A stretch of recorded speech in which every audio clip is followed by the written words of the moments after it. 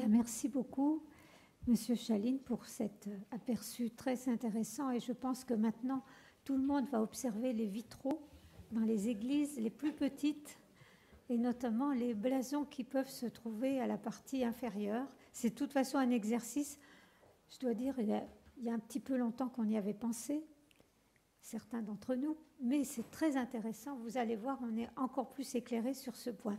Et avant de donner la parole à la salle, je voulais simplement faire une petite suggestion. C'est qu'au milieu du XIXe siècle, la comtesse de Bourbon-Busset était née de Dreux-Brézé, et que c'est certainement pour cette raison que le château de Busset a été, alors certains diront modifié, d'autres diront enlaidi, d'autres diront embelli au XIXe siècle par l'architecte Audet, qui était l'architecte de la famille de Dreux-Brézé en Anjou et qui n'a fait absolument aucun autre château dans l'Allier ou église ou production quelconque. Et là, c'est peut-être un exemple concret des bonnes relations entre Monseigneur de Dreux-Brézé et l'aristocratie bourbonnaise. Peut-être. Il faudrait vérifier. Oh, certainement, si vous voulez, je m'en suis tenu à l'aspect vitrail qui était le plus facile avec très les important, documents effectivement. que m'a fourni l'abbé Moulinet. Mais il faudrait voir aussi les statues, puis l'architecture, bien sûr. Voilà, mais cet exemple d'architecture est assez étonnant parce que Audet, c'est vraiment l'architecte de l'Anjou. Et on se demande un peu ce qu'il fait dans l'Allier. Et en fait, c'était pour de bonnes raisons. Oui, c'est les relations personnelles de la famille de Dreux-Brézé. Parfait. Alors maintenant, je donne la parole à la salle.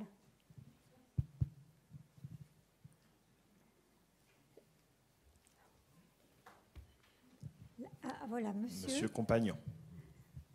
Monseigneur de Dreux-Brézé est issu de la haute aristocratie angevine, oui. Alors que l'Allier comporte relativement peu de haute aristocratie.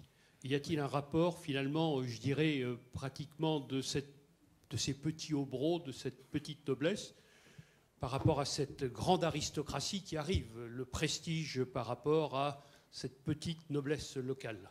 Voilà. Alors, il y a quand même dans l'Allier plusieurs lignées Bourbon, il ne faut quand même pas les oublier. Les Chabannes.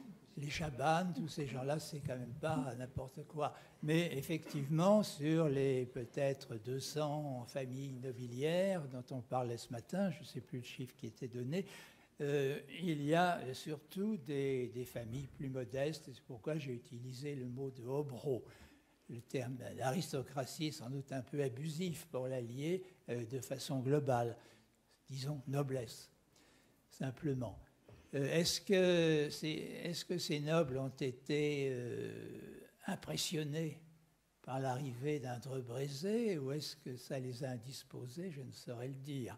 Mais en tout cas, s'il y a un problème d'adaptation avec le nouvel évêque, c'est beaucoup plus pour ses idées très tranchées sur la nouvelle liturgie.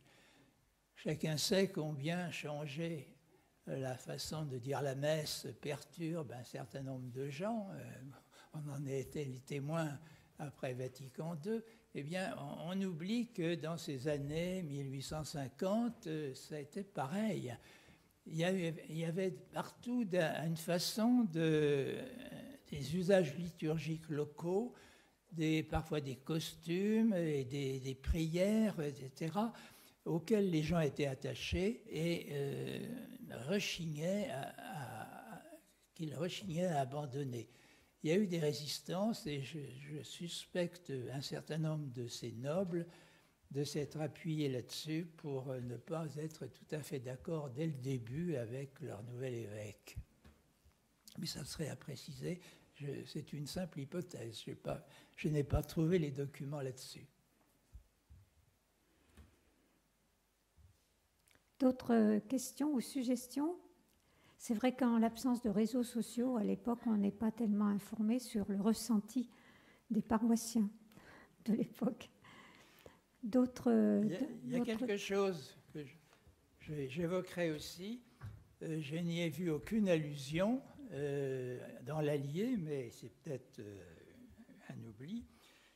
Je serais tenté de rapprocher l'action de Monseigneur de Dreux-Brézé d'une œuvre qui a eu beaucoup de succès dans certaines régions de France, mais je ne sais pas pour l'Allier, qui s'appelait L'œuvre des campagnes, qui avait été fondée par le père Vandel en 1857 et qui était diffusée dans le monde rural français, mais qui s'appuyait en fait sur la noblesse et sur les liens entre cette noblesse et la paysannerie.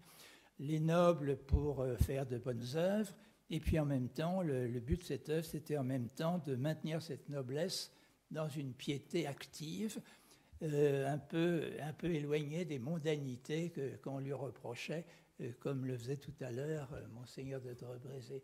Alors je n'ai vu aucun rapprochement avec cette œuvre. Je ne sais pas si quelqu'un a connu cette œuvre des campagnes qui a duré jusqu'au milieu du XXe siècle au moins. Il y en a encore peut-être, oui. Mais ça se rapprochait finalement de sa vision des choses, sa vision de la société, mais je n'ai trouvé aucun document là-dessus. Voilà. D'autres questions? D'autres demandes? Hésitations? Suggestions? Voilà, merci.